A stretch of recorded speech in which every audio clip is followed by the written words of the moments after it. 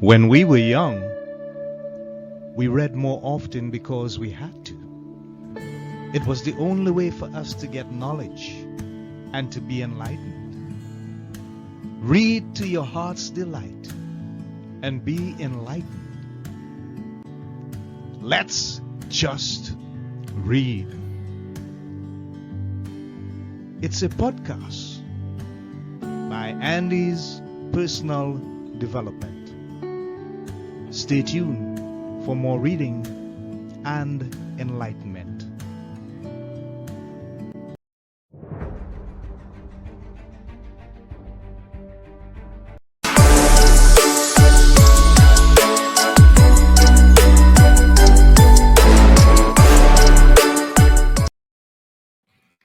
Hi, and welcome to this edition of Let's Just Read. This is Andy of Andy's Personal Development. I am your host, and this episode is entitled Pizza Italian History with Erica Arcangelo. And she's live with us. But before we introduce our guest for this episode, let me just say thank you to many of our supporters, our colleagues, our loved ones, and friends who continue to make this very possible and also who support us on the social media platforms. We appreciate you and we thank you for continuing to support the efforts and the work that we do right here at Let's Just Read. This is not just for those who may be live shortly, but for those who would be seeing this at some point in the future. So without further ado, let me introduce our guest. I told you her name, and she's the author of A Story About Pizza. This historical fiction book is an adaptation of the story of a grandfather who immigrated from Italy to America working as a coal miner. It follows his lifetime journey of family, food, of course, amazing pizza. And today we're going to discuss growing up Italian culture and food. And most of all, we're going to talk about how pizza became the American dream for so many Italian families that run family owned and operated pizzerias in America today. Yeah. So without further ado, let's welcome our guest, Erica Arcangelo. Welcome to Let's Just Read. Thanks for having me on today. Yes, and how are you doing? You okay? I'm doing great. Buongiorno.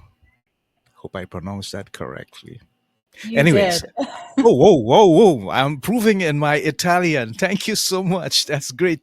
So, Erica, your history and your family history is steep with traditional immigration success from Italy all the way across to America. When you look back on the story, particularly the one that you used to write this book, and we'll get to that in a moment, what are some of the things that fascinates you about this so much that you actually had to write it? What led you to believe that you needed to put that into publication and share it with the rest of the world? It was so funny because I think, like many people, I attended college and I moved away. And then many years later, my dad had heart surgery, and my family and I Mm, decided to go home for the year. And, I hadn't lived in Western PA for 15 years.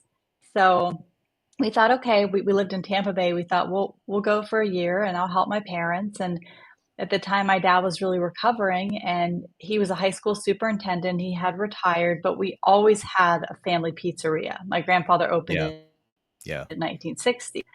And so I said to my dad, I said, hey, maybe we should go together. They're open Thursday, Friday, Saturday, Sunday. I can do your marketing. You can go in and work and it'll be something that we can do together. And my dad, he was really grumpy at the time. He said, I don't believe in marketing. I said, okay, well, I said, I said, I'll do it for free. Let's just go in. hmm And so we started driving 20 minutes there. And then I would film content and I would go through pictures. And on the rides there and back, he would tell me stories. And then on the way yeah, back, he was always excited because he had talked to a lot of the people that came in for food. And hmm they were related to people who knew my grandfather. And then, the stories just kept coming. And so yeah. then I thought, I'm going to go ahead and tell this story because it's a really beautiful story. Yeah, and indeed, that's exactly what it turned out to be, Erica. When you think back at all the information that you got, the stories that were told to you, is there any particular aspect or event in the stories that stands out to you, that fascinates you the most about your grandfather's experience? Oh, yeah, absolutely. So, my family is from Abruzzo, Italy, Yeah. and they immigrated over to the United States. And when they came over, it was my great grandfather, his wife, and they had four boys, and they came Hmm. over with nothing. Yeah. And so many people have that experience where they leave their home, they have nothing, they come to another country, they're looking for a new way of life and new opportunities. And to me, that's fascinating because just for them to start over like that and to create, to not know the language, to just Yeah. be so unsure and to make that brand new start. Wow. Yeah. I hear you. I appreciate you for that as well, Erica. What are your favorite things about Italian culture, and how far do you think Italian culture, particularly from a pizza perspective, has made an impact on the world and particularly North America? So, I mean, pizza has such like a long history from, Hmm. the European flatbread to the very first Yeah. pizza. And Yeah. then when people Yeah. went over from the war, they came back and they started wanting pizza. And then all of a sudden, when you had this like immigration, you had all of these families who had these recipes and all these different pizzas from their region. And they brought the pizza back to the United States. And now we have something like 70,000 family owned pizzerias in the country, which is so beautiful because every single one of them has their own story. Yeah. Wonderful. Thank you for sharing, Erica. Mhm. With regards to the recipes, what are some of your favorite Italian recipes for pizza? I'll tell you mine's after. Okay. So, I mean, I love just a traditional cheese pizza. Like my Okay. family makes a rectangular, like a 15 slice pizza. I Uh like a huh. spicy hot peppers and pepperoni pizza. Oh, wow, Yeah, wow, wow. that's a good one. I mean, the book has a lot, doesn't have the pizza recipe because it's kind of under lock and key, but it has a lot of other Italian recipes that Yeah, like yeah. that my family passed down. My grandmother used to make this pasta visual, which was like one of my Mm-hmm. favorite Mm-hmm. dishes. She made it like every Mm-hmm. Friday we had that. Yeah. Okay. Yeah. My favorite is the Hawaiian pizza. Now, locally down here in the Caribbean, we have that maybe once a month or so, maybe if it's a special occasion, because it has a combination of there's some olives, lots of pineapple, and bacon, and that bittersweet. Wow! Mm, And if the crust is a healthy crust, not no not so thin, but really healthy, yeah. man, it melts in our mouths, and we really enjoy it. So we thank you for sharing your favorite with us, and we appreciate what you've been doing with regards to the promotion of your family history and the restaurant. So how did the restaurant actually start? Do you have that information to share with us as well? Yeah, absolutely. So, my grandfather, as I said, he came over to this country. He was pulled out of school early. He worked in the Yeah, coal mines. yeah. It was a tough time for him. The coal mines closed because a lot of the miners were getting black lung. Mm, So when that happened, my grandfather was like, "How do I support my family?" So he had saved up money. He bought one of the Berwyn White original buildings, and he and my grandmother opened a little market. yeah. And then suddenly one day, my grandmother, my grandfather, and one of their friends, Pearlie, an artist who rented one of the apartments upstairs from the restaurant, they decided to start making pizza. And this was back, 1959, 1960, and that's when the place opened. That's a very colorful history, and thank you for sharing, Erica. And from since then to now, have you branched off in any other areas, or is it just that one restaurant that is still standing today? So we still have the original restaurant. Uh Now I will huh. tell you when it first started it was a plain pizza and a pepperoni pizza. Now we have Okay. 16 different types of pizza. We Wow. have a round thin pizza called a Mike's pie because when we were growing up, my youngest brother Mike wouldn't eat a square pizza. So we started making a different type of pizza for him. We Right. have meatball sandwich, hot sausage sandwiches, paninis, meatball appetizers, salads. So I think we've just grown the restaurant to just like almost everything that my family made as we were growing up. Even chicken cutlets. We do a chicken parm sandwich with Okay. my grandma's homemade chicken cutlets. So, Erica, why is Italian pizza in particular so unique, so original, and can't seem to be duplicated anywhere by anyone? It just remains singularly unique. Sure. I mean, I really think it's the ingredients.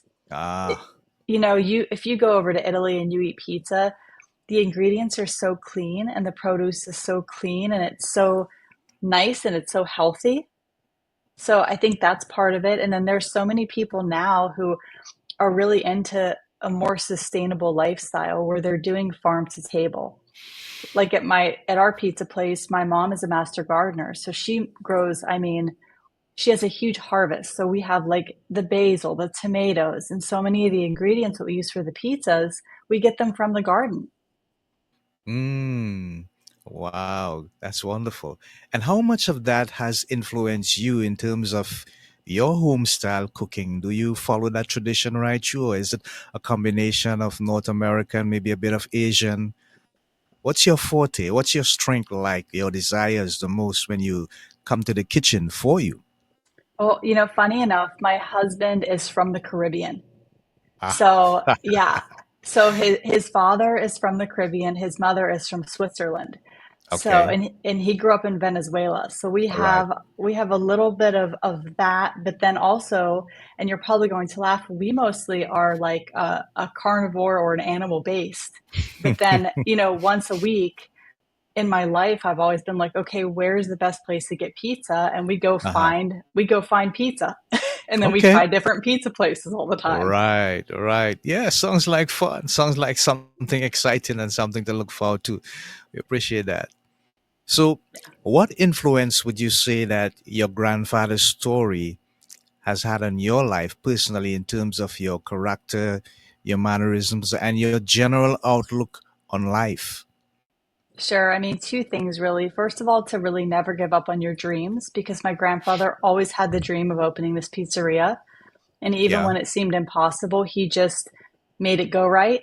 And then the second thing is to really take care of your family. And what he really taught me was a lot of loyalty to my family.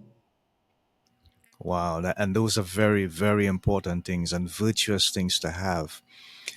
Has the succession of the pizzeria business through the generations of the company met with any challenges that maybe you had to move, maybe you were hit by the economy, maybe it was COVID 19, or maybe it was some part of the generation that decided, nah, we don't want to do this pizza thing, we're going to do something else?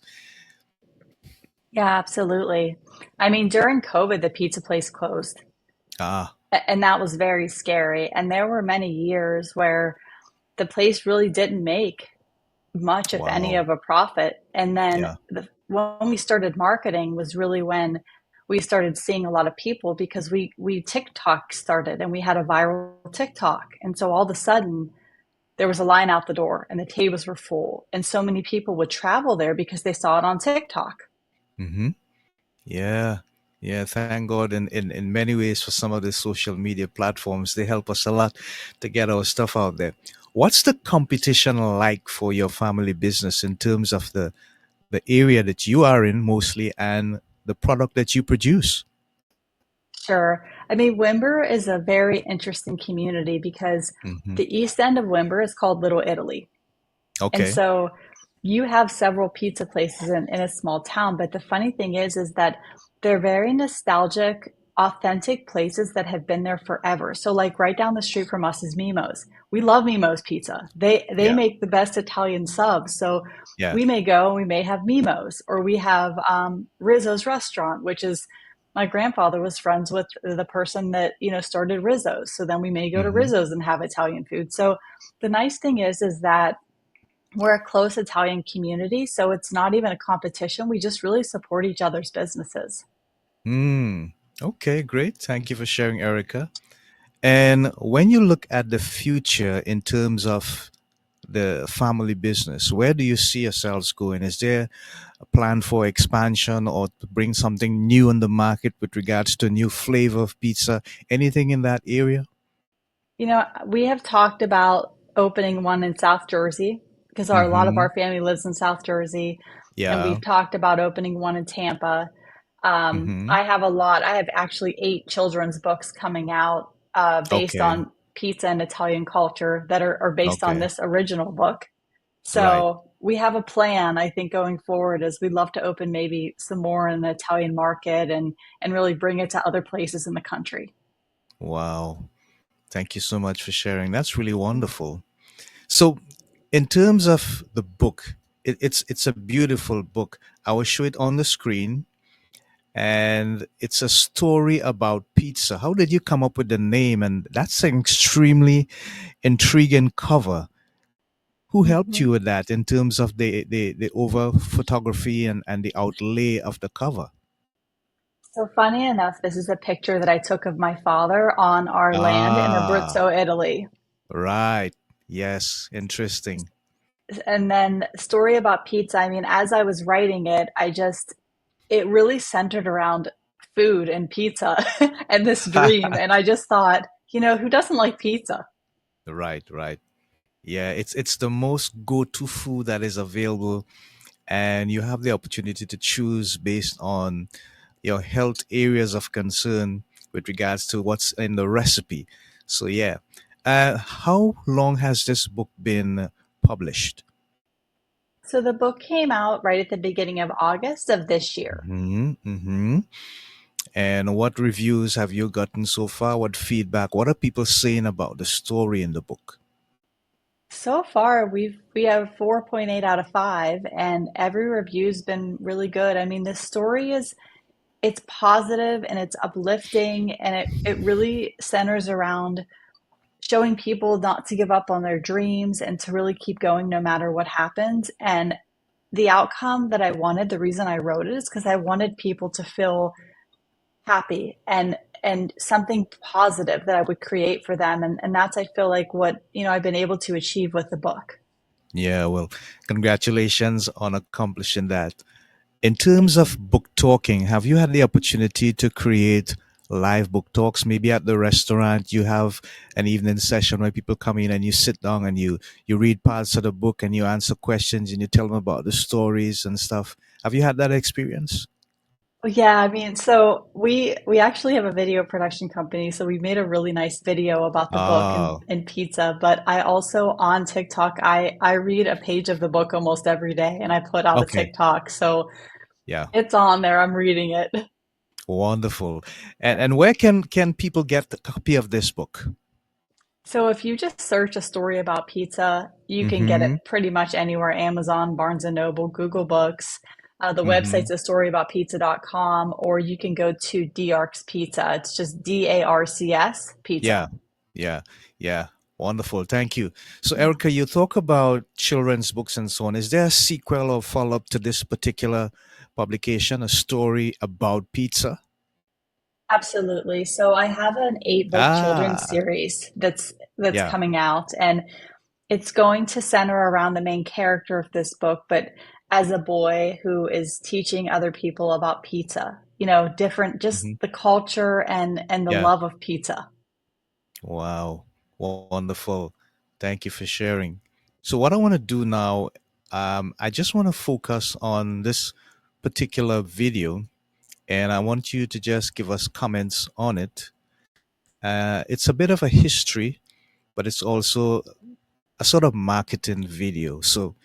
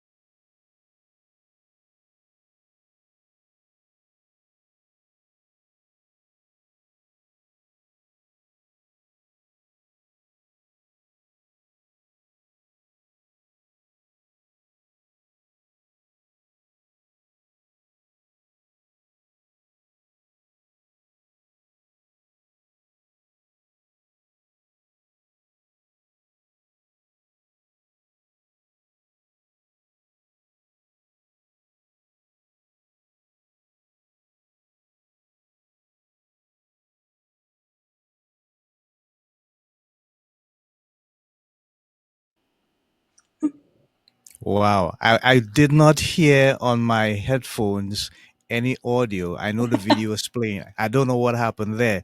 Did you hear the audio? I did not hear the audio, but Ah, I know the video. I remember the video. wow. I don't know what happened there. Wow. That Yeah. brought memories for you, right? Well, yeah, because this is when TikTok Live first started, and I handed my dad the phone, and I said, "I need you to do a TikTok Live," and he said, "What's that?" I said, "Just talk in the camera, just talk in the phone." And he that day, my mom has a Yeah. jam company, and they were selling jam, and they just made homemade bread, and it was like a typical Yeah. Friday in the shop. Yeah. Wonderful. Thank you. That was Yeah. sweet. Yeah. So you spoke about the main takeaways from the book that you want people to believe in their stories, believe in their self, and to just enjoy life and have, a good time, joy. What are some other things that you would like them to get from the book as a takeaway as well, in addition to what you told us before? I mean, really, it's a very good take on Italian history during that time and Mm-hmm. immigration, what immigrants really went through, how, the Italians were separated on one side of town, Yeah. whereas the Irish and the Polish and the Slovakians were on the other side of the town, and people didn't want the two groups to talk because there were Yeah. injustices in the mines. Okay. Um, Also about family, it really goes through a man's life as he grows up and he creates his own family. Wonderful. Wonderful. Thank you, Erica. We appreciate that and we appreciate you. Now, in terms of the history with regards to people migrating and coming over to the States, what do you think is the difference between that time when your grandfather first came and now, if you can make a contrast between the two? There's definitely a difference now. You had a lot of people from Europe at that time coming over, and you had a lot of different cultures blending together. And I think like, Hmm. America is really a blending of all cultures. Yeah, yeah, It's a place for all people to live. yes. So that time was definitely different. I think too now it's like so many people they want to go to Italy. Like they want to Yeah, move to Europe. That yeah, is like a goal is like you work hard your whole life so you can live in Europe. And back then it was you came to America for opportunity. right. Wonderful. Yeah, that's the story. That's the story. I was supposed to be in Milan in 2019, but COVID-19 put a damper on things, and I just couldn't get that done. But it's on my list of one of the places in the world that I would definitely love to visit at some point in time. Italy. So much about the romance, and I remember I was reading a book about this place, and they spoke about a wine by the name of Castillo del Montalcino. I hope I Oh, pronounce it right. And they say it's among one of the best wines in the world. So, I mean, all of these things create some level of fascination for me. So, I'm sure at some point in time I'll be able to make that visit over there.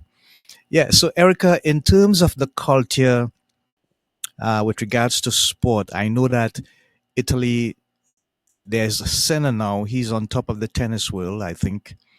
And you all have been very instrumental in terms of soccer.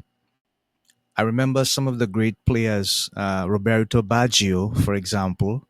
You have any favorite in among the soccer players of Italy?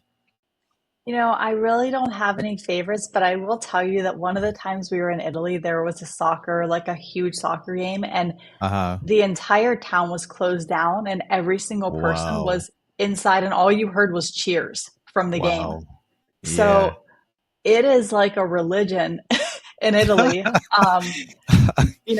Growing up in Western PA, we were sort of born to follow the Pittsburgh Steelers, the Penguins, the Mm, Pirates. So that's yeah. been Yeah. really what we've watched our whole lives. Wow. Yeah. It's so fascinating. All right. So I'm going to put up some stuff here, and I want you to tell the audience where is the most effective place for them to make contact with you. They need to know so much more about your history and pizza and maybe get some crazy recipes. Yeah, oh, absolutely. So, a story about pizza.com is going to be the best way to get in contact with me because there's an email on there and they can contact me directly there. But really, Facebook, I mean, Instagram, I manage all those accounts. So, I see those accounts every day. Wow. Yeah. Wonderful. Hmm. Wonderful. Great. So, in terms of the relationship with your family, would you consider the fact that this historical aspect of the family, in terms of generation after generation, it has basically kept you guys together because of the commonality with the pizza franchise and so on? Oh, yeah, absolutely. I mean, even Wow. last year, we did Christmas Eve at the pizza shop as the same as we did our whole lives. And there were years we'd have between 50 and 80 people there on Christmas Eve. Wow. Yeah. Wonderful. Hmm. Wonderful. What is the basic philosophy you think of the family, in terms of if you had to explain the foundation of the family with regards to your basic philosophy to the world? How would you coin it? How would you phrase it? So the family is very loud and the family is very direct, but they're very loyal and generous and giving, and they really look out for people in general.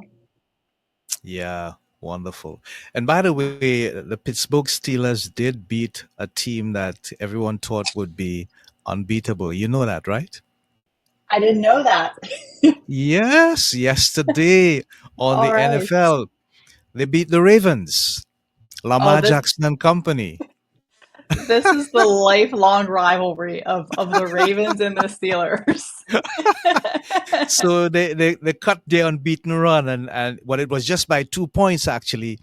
But the highlight of the game, Erica, was the defense of the Pittsburgh Steelers. They had about three turnovers in the game, and they sacked Lama about two or three times as well. It was really fascinating. You missed out. I missed out. My dad still tells me all the stories about Franco Harris. Oh, He, okay. Yeah. History, he history. Yeah. history and how they had the Italian army there Mm-hmm. and they would bring in wine and salami and homemade bread and he had like Yeah. a big following back, I think it was in the 70s. Yeah. Somewhere around that time. It was like a Hmm. big party at these sporting events. Wow. Yeah. Wonderful. Wonderful. How helpful has the influence of AI been in helping you guys maintain uh, control over your business with regards to the bookings, the online presence, your accounting, advertising, whatever it is you do? I know artificial intelligence is something that a lot of people kind of try to govern a lot or steer away from, but how have you Mhm. been able to use it with regards to promotion, marketing, bookkeeping, etc., with regards to your business? I mean, I will tell you we don't use it too much, but it Yeah, is an yeah. amazing tool for research, Mm-hmm. Yeah, especially if you're writing a book or like I write articles on the website and on Medium, and a lot of the times I need a lot of research and I need it quickly, and it's really nice to have that tool to just look and research things. yeah, yeah. Wonderful, Yeah. wonderful, wonderful. So, in terms of the area where you are you involved in any community work with regards to maybe non-governmental organizations or in the schools? Teaching people about the history, the family business, the pizza business in particular, the different recipes, where it came from, and how you blend the flavors and the herbs and everything together. We do some of that. Now, one thing we do is in Hmm. the drug prevention area. So, Red Yeah. Ribbon Week is in October every year, and we do a Right. free slice of pizza for every kid that comes in with a red ribbon. Okay. Yeah, we really like to promote that message. I mean, in December, we have Santa once a week. That's one of the big things that we do. Right. Right. So, that's been like a really cute thing. What my dad and I try to do is a couple times a year, we try to host a group of people.